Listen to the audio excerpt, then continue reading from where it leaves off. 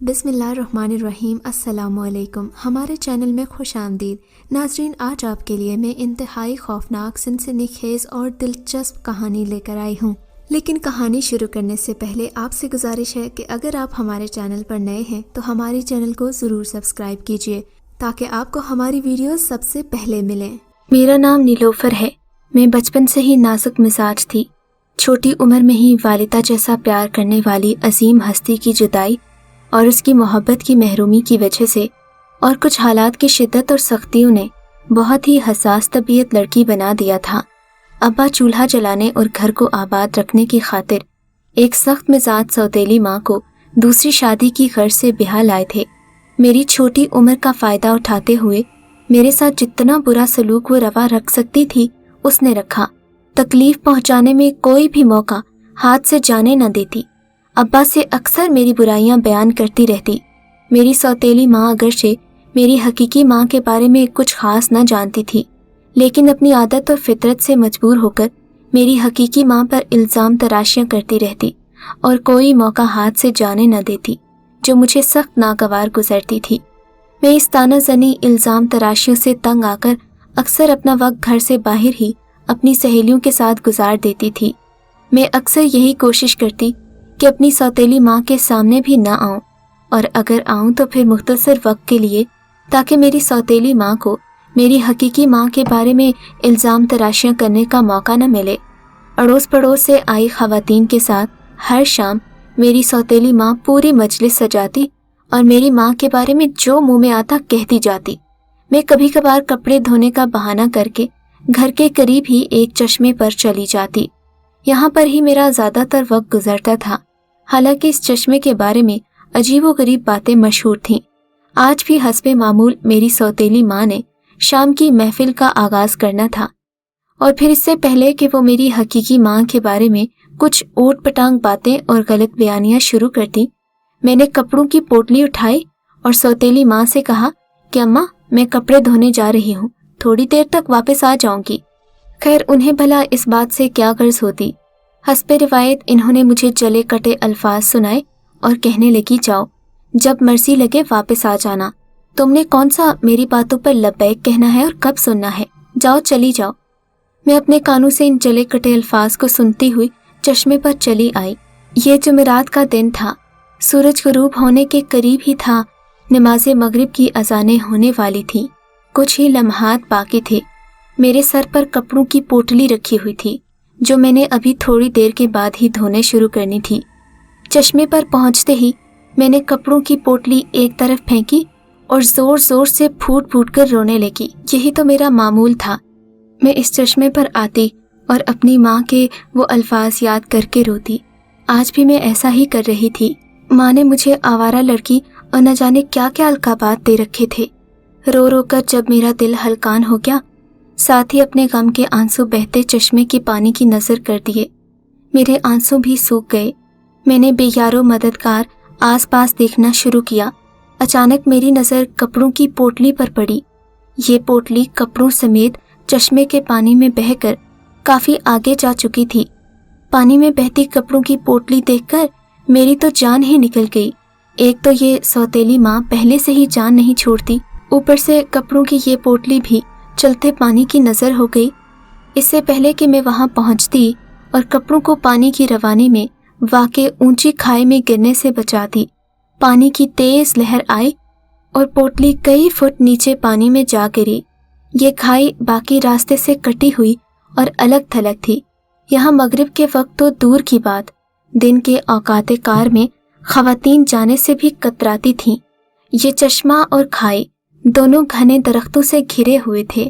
رات کے اوقات میں اکثر اس کے آس پاس کئی جنگلی حیات، خاص کر کچھوؤں کا راج ہوتا تھا، جبکہ میں ان جنگلی حیات سے بے خوف بے پرواہ اپنی سوتیلی ماں کے ظلم کا خوف اپنے سر پر سوار کیے نیچے کھائی کی طرف چل پڑی۔ لیکن یہ دیکھ کر تو میری جان ہی نکل گئی کہ انسانی قد و قامت سے کچھ ذرا کم ایک کچھوا میرے کپڑوں کی پوٹلی لیے دوسری جانب بیٹھا ہوا ہے۔ اب تو مجھے میری جان کے لالے پڑ گئے، کیونکہ کچھوا اتنا بڑا تھا کہ مجھے لگتا تھا کہ اگر میں اس کے پاس گئی تو یہ مجھے آن کی آن میں نگل جائے گا۔ मैं उसके पास से अपने कपड़ों की पोटली कैसे छुड़ाऊं, ये सोच ही रही थी।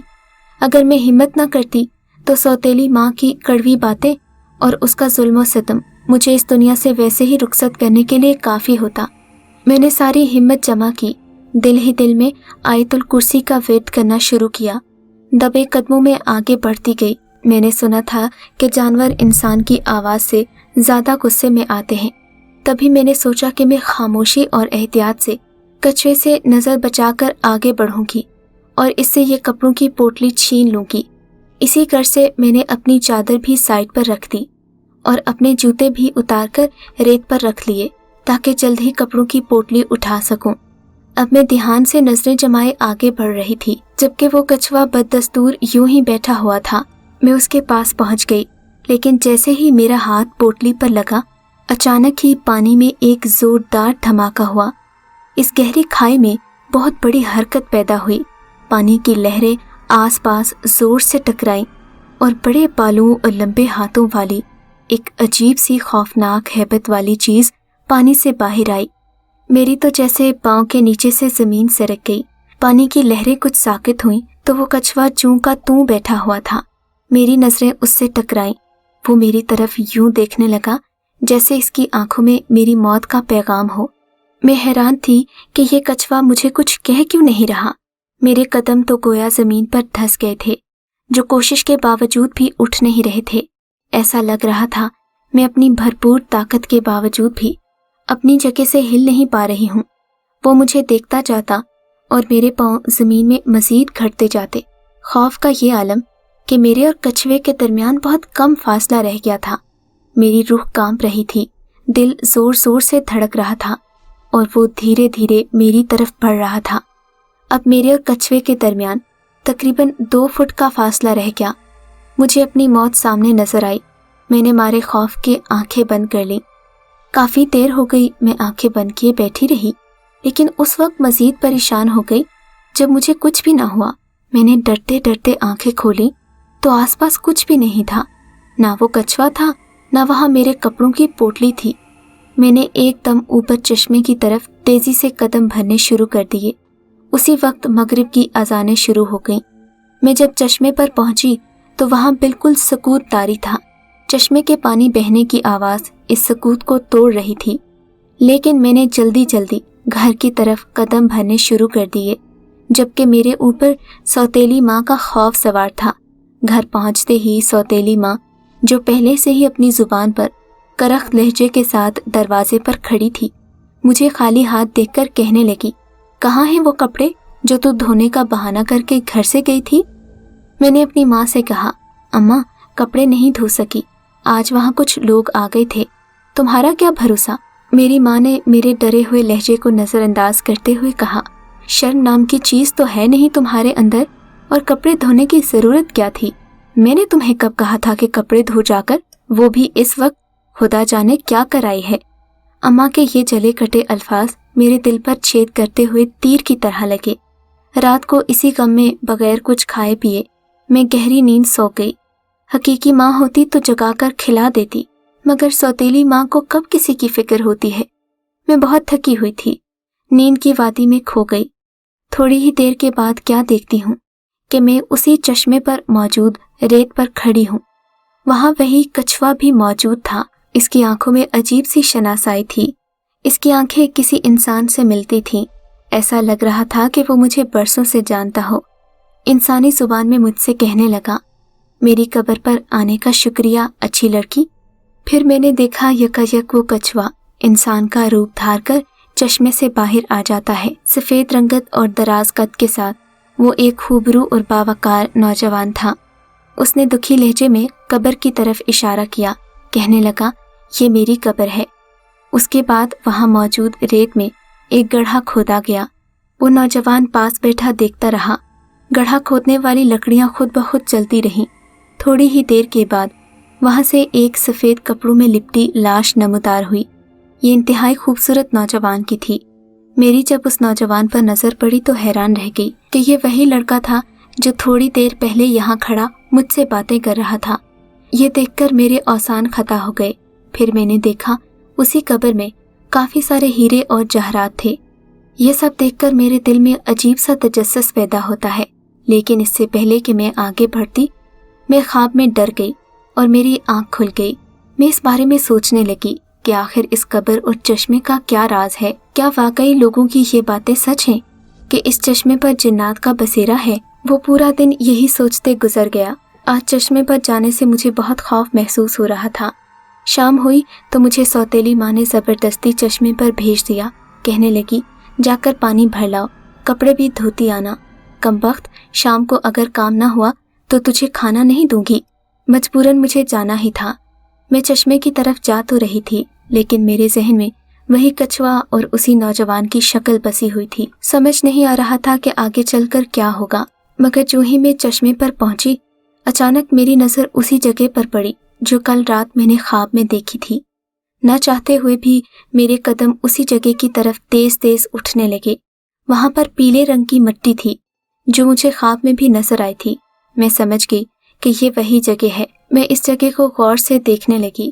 کیا پتا میرا خواب سچ ہو، میں نے دل ہی دل میں سوچا، اور پھر کھائی کے قریب ریت والی جگہ کو ایک نوکیلی لکڑی کی مدد سے کریدنا شروع کر دیا۔ آج میرے دل میں بالکل بھی خوف نہیں تھا۔ پھر تھوڑی سی مٹی کریدنے کے بعد مجھے ایک سفید کپڑا نظر آیا۔ سفید کپڑے کو دیکھتے ہی میرے دل میں مزید تجسس پیدا ہوا، اور پھر میں مٹی کھودنا تیزی سے شروع ہو گئی۔ جو میں مٹی کھودتی گئی، اس کے ساتھ پانی کی گہری کھائی سے وہ کچھوا بھی نمودار ہوتا گیا۔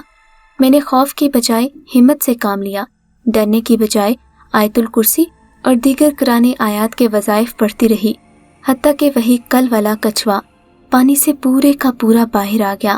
میں نے غور سے دیکھا، اس کی آنکھوں میں تشکر کے آنسو تھے، مگر جو ہی میں نے ریت سے کفن میں لپٹی وہ لاش باہر نکالی تو میری نظریں اس کچھوے پر پڑیں جو اچانک ہوا میں تحلیل ہونا شروع ہو گیا۔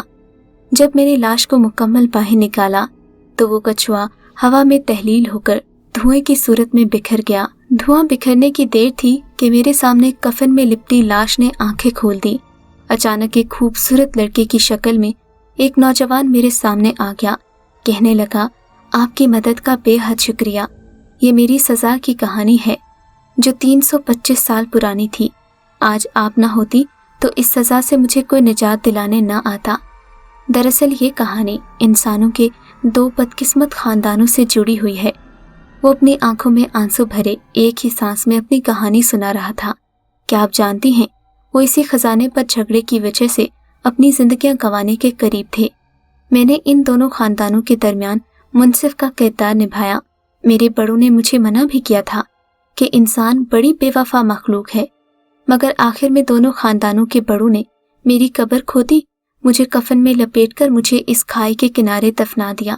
میں باز نہیں آیا، جس کی سزا مجھے یہ ملی کہ مجھے اس قبر میں دفنا دیا گیا۔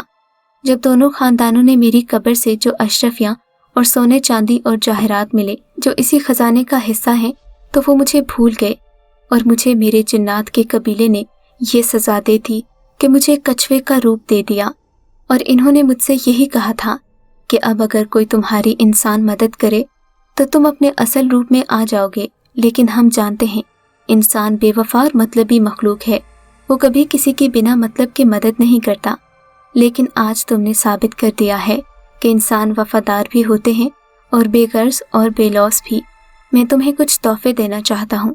تم نے میری بہت مدد کی ہے، اور اگر تم یہ تحفے قبول کر لو تو میرے لیے اعزاز کی بات ہوگی۔ تم یہ سونا اور جواہرات لے جاؤ، کچھ غریبوں میں بانٹ دینا اور کچھ اپنی سوتیلی ماں پر خرچ کر دینا۔ ہو سکتا ہے تمہاری تکلیف میں کچھ کمی آ جائے۔ اس نوجوان نے اتنا کہا اور وہ وہاں سے غائب ہو گیا۔ مجھے اس کی مدد کر کے بہت خوشی ہوئی، کیونکہ مصیبت میں کسی کے کام آنا ایک بڑے اعزاز کی بات ہے۔ لیکن سچ پوچھے تو مجھے اس کچھوے کی ہیبت آج بھی ڈرا دیتی ہے۔ میں وہ ہیرے جواہرات وہیں چھوڑ کر اپنے گھر لوٹ آئی، کیونکہ ان باتوں کا انجام کبھی بھی اچھا نہیں ہوتا، اور ویسے بھی لالچ تو بری بلا ہے۔